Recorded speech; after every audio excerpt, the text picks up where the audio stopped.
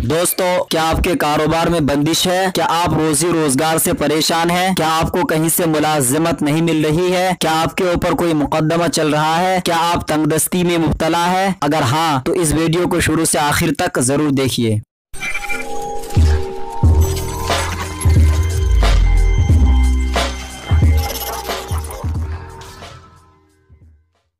दोस्तों, रूहानी उस्ताद चैनल को अगर आपने अभी तक सब्सक्राइब नहीं किया है तो सब्सक्राइब कर लें, साथ में बेल के निशान को जरूर दबाएं। रूहानी उस्ताद चैनल के नाज़रीन, अस्सलामु अलैकुम व रहमतुल्लाहि तआला व बरकातुहू। नहमदुहू व नुसल्ली व नुसल्लिम अला रसूलिहिल करीम, अम्मा बाद। अस्सलातु वस्सलामु अलैका या रसूलल्लाह व अला आलिका व अस्हाबिका या शफीअना यौमल जज़ा। मोहतरम नाज़रीन, रूहानी उस्ताद चैनल में आपका खुशामदीद। मैं हूं उमर फारूक अजहरी और आज मैं बात करने वाला हूं कि आपकी रोजी रोजगार में कैसी बरकतें हो और आपको ऐसे रोजी मिले कि आप हैरान रह जाएं। आइए मैं आपको फराखी रिस्क का एक अमल बताऊं। दोस्तों, हर इंसान की ये ख्वाहिश होती है कि वो जो भी मकसद रखता हो उसका हुसूल बगैर किसी मेहनत के मुमकिन हो। अगर हम इंसान के सुबह से लेकर शाम तक के मामूलात का जायजा लें तो ये बात मुशाहिदे में आती है कि इंसान का हर अमल किसी न किसी मकसद के हुसूल के साथ जुड़ा हुआ है। तमाम तर कोशिश के बावजूद इंसान वो नतीजे हासिल नहीं कर पाता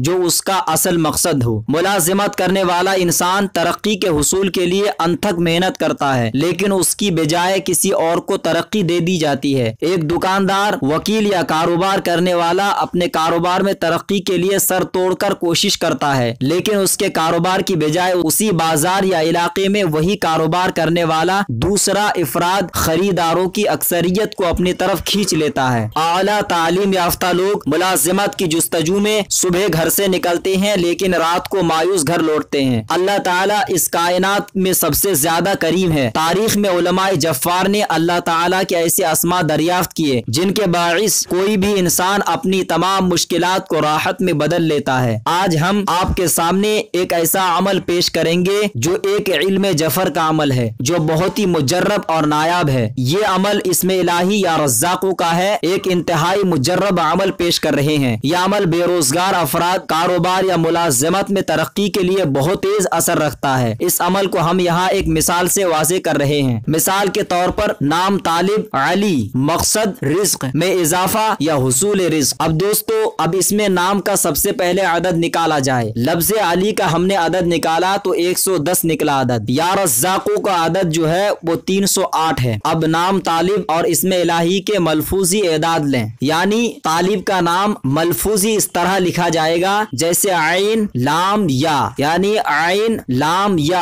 अली हो गया। आइन का 130 अदद, लाम का 71, या का 11। अब इसमें इलाही को इसी तरह मलफूजी लिखा जाएगा, यानी रज़्ज़ाक़ों में रा है, अलिफ है, फिर जा, फिर क़ाफ। अब इसकी भी हर एक हुरूफ की अदद ली जाएगी। नाम तालिब और इसमें इलाही का अदद को एक जगह इकट्ठा करें। हमने इकट्ठा किया 110 तालिब का नाम और 308 या रज़्ज़ाक़ों का अदद। तालिब का मलफूजी अदद 212 हुआ और 501 इसमें इलाही या रज़्ज़ाक़ों की मलफूजी का अदद, यानी कुल 1131 अदद हुआ। इन एदाद से एक नक्श मुरब्बा पुर करना है आपको। दोस्तों, अगर आप नहीं जानते हैं कि नक्श कैसे पुर करते हैं तो मैं आपको तरतीबवार समझाता हूँ। आपके पास 1131 अदद है। इन कुल एदाद 1131 में से मुरब्बा की कायदा के मुताबिक 30 अदद मनफी किए, 30 अदद को माइनस किया तो बाकी 1101 बचा। अब इस अदद को हमने 4 पर तकसीम किया तो 4 पर तकसीम करने से हमारे पास 275 आए, बाकी 1 बचा। लिहाजा नक्श के खाना 13वां में एक अदद का इजाफा होगा। अगर इस तकसीम से 2 बचे तो खाना 9 में एक अदद का इजाफा होगा, जबकि तकसीम करने से बाकी 3 बचे तो खाना 5 में 1 का इजाफा होगा। दोस्तों, अब नक्श को मुलाहजा करें। आप कोने में देख सकते हैं 275 लिखा है, जो कि हमारा नक्श की तकसीम करने से जो अदद बचा था उसको हमने कोने में लिख दिया। अब दूसरा अदद 276, तीसरा अदद 277, चौथा 278, पांचवा 279, छठा 280, सातवां 281,